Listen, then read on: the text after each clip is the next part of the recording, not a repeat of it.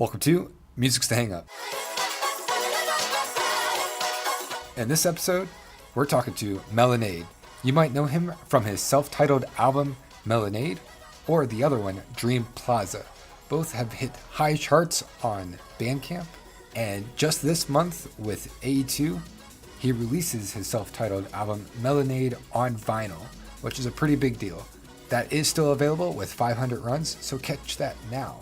In this episode, we're going to be talking about how he got on Business Casual's label, how he also got approached by A2 to release this vinyl, and some of the tricks and tips he has as a music producer to help you release your music successfully.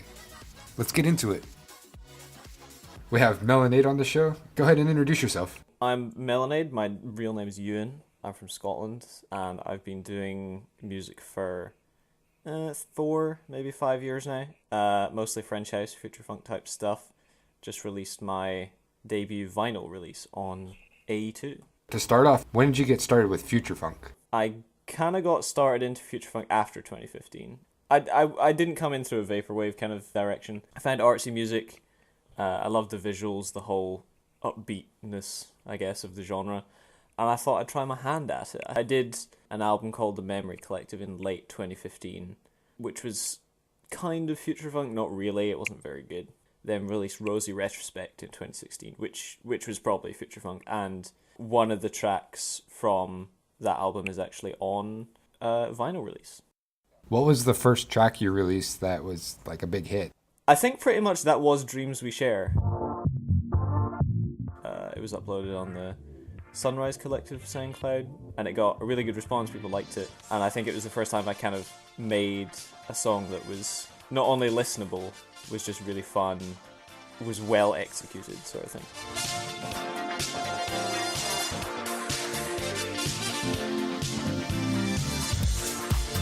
One of your tracks gets released on Real Love Music, and then all of a sudden you're announcing that your self-titled album, Mélonade, is going to be released on cassette with Business Casual. How did that happen? Yeah, for Business Casual at least, I had sent them one demo before, which was a kind of, was it a vaporwave thing? It was kind of slightly vaporwave, slightly hip-hop type thing. It wasn't very good, so obviously it didn't get on.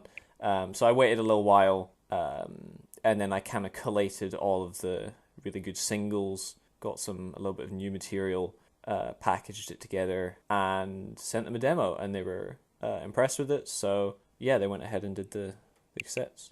Well, that sounds like Business Casual made a great decision on getting you on the team there, because your cassette release, it went up to number 1 on Future Funk, at least on the charts on Bandcamp, and then the cassette selling out in 3 days, even surpassing Macross 82.99. What was that experience like? It was very satisfying. It's nice to see the artwork at the top. You know, you go into the Bandcamp and see your artwork at the top. As well as the FF chart, it was actually, I think for 1 or 2 days, it was on the front page of Bandcamp. I think it got to number 7 for all of Bandcamp, wow, which was pretty insane.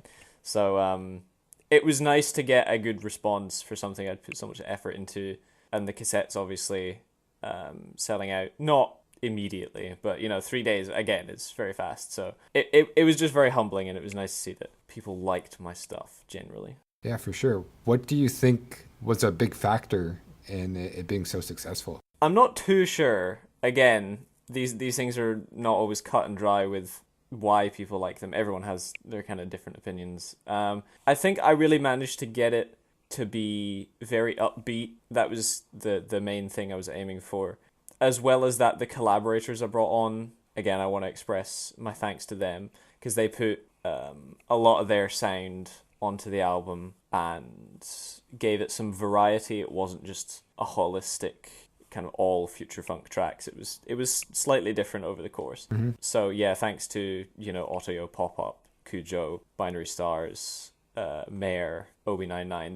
They all well, they're on the vinyl, but for the original cassette release at least, I think they helped a lot in bringing a good sound to the album. Yeah. Did anyone like Macross 82.99 or anyone else from Business Casual congratulate you on the success there? Yeah, I think it was one release after or one release before. I'm not too sure. But the Motion Epic, you may have seen, released I think it was after me on Business Casual, and he, congratulated me on the release. We were planning to work on something with his vocals. That's still a maybe. He actually got signed by Sony Music, I think, so I think he's busy with that. But Wow. yeah, that was nice to see from him. So you take a trip to Japan, and then you come back and release a second album. I guess that was an inspiration, called Dream Plaza. It had another successful cassette release, also hit the charts pretty high. What do you have like as advice for future funk artists? What kind of advice do you have for people that are trying to release cassettes or vinyl and trying to get into this genre? Yeah, well, I'd say the first thing is I would say to people, really wait until you have something that's unique, that you're proud of to release, and try and make sure that everything is 100% quality. You spend a lot of time on it, you package it nicely, and really try to finely craft stuff. Labels look for, especially physical release, I feel like they look for not only good music, but they look for something that has a good package. They look for the whole package in terms of not only the good music, but the aesthetic and the artwork and having a cohesive sound. Kind of make sure your tracks are in the same vein, but not all over the place. Really just see it as a whole package. So get some artwork and really work on finally crafting an experience, I guess. Yeah, good advice. What was it about Japan that inspired you to create the album Dream Plaza? Well, I guess since everyone in the scene knows, it's kind of the home of the aesthetic, I guess, with the not only the vaporwave, but the anime and everything else as well. I didn't go in an anime direction, really. I went to a lot of shopping centers. I guess for the people there, they're not vaporwavy, but you go and you see all the purple and the pink lights, and they're just so massive. And it was a really fun trip. So I wanted to kind of make something that I would not only for other people to experience, but also that was a personal memory. Yeah, that's cool. Just this month, you released your self-titled, like you said, on vinyl. Melonade's now on vinyl with AE2, with a collaboration with Business Casual. How did that happen? And got an email in my inbox from Juan, who works for A2, saying, we saw the artwork and the album on Business Casual. We love the style. We'd love to do a vinyl release. So obviously I was really excited. It was just great. So basically they contacted me after hearing it on Business Casual. Yeah, that's awesome. One thing I really like about them is they are very professional. They make a great website for you, introduction to the album in itself. They even put like your images on there. And then not only that, they create a promotional video for you. What's that whole process like of going from talks to getting it on vinyl, and then also just having them treat you like a real artist, promoting you as a real artist, It's a very nice feeling to kind of have the things at your disposal that you need to not only promote, but again, it's about the whole package. So when you go onto the website, you get the imagery, you get the video. More than anything that it showed to me, it was just a really, really professional process. Everything's nice and organized. Everything's pretty much already ready for shipping months or weeks before it even ships. Juan is very professional, very organized, everything. That's pretty awesome to see. Like the future funk scene has these amateur labels out there that are putting out this music, but they are having a professional level of standards. So yeah, cool. Thanks for sharing that. Out of all the songs that you've released thus far, what would be your favorite? It's hard to choose a favorite. I would have to choose Take It to the Top, which is on the Mélonade album. It's on the new vinyl. It got the best response of probably all the songs on the album, and more than anything, it was just a really fun song to make. I heard the sample. The sample, for anyone wondering, is the Hitler rap. It's a very kind of weird, obscure song, but there's that one little snippet in there which is really upbeat, really fun. It was just really fun to produce and take that little bit, make it into something awesome. Do you know what the current run of vinyls that are available?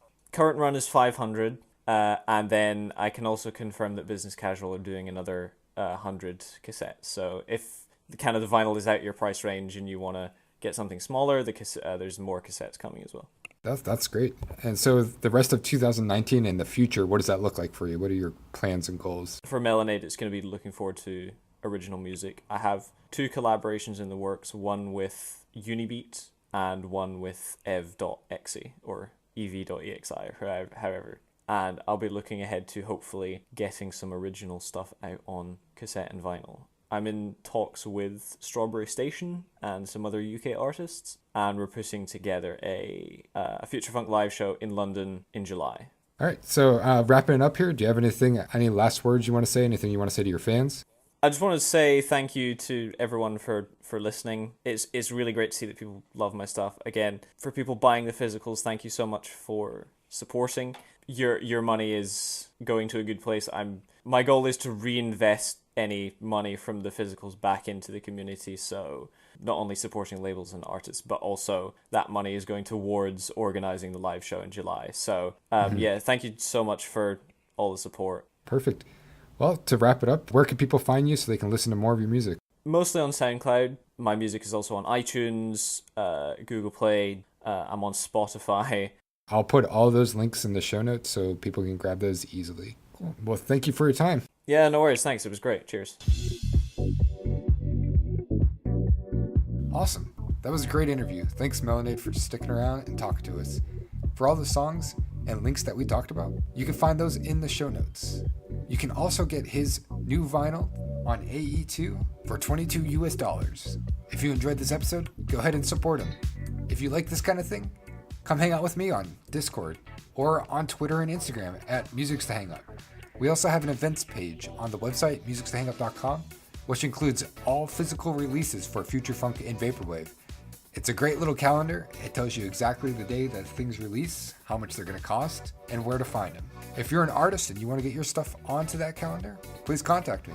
If you haven't already, subscribe to us on iTunes or on YouTube. It helps us out. You get to stay up to date on the latest releases of episodes with different interviews and weekly news in the Future Funk and Vaporwave scene. In the background, we're playing one of Mélonade Kaiju Club songs. We're going to let this one play us off. Cheers.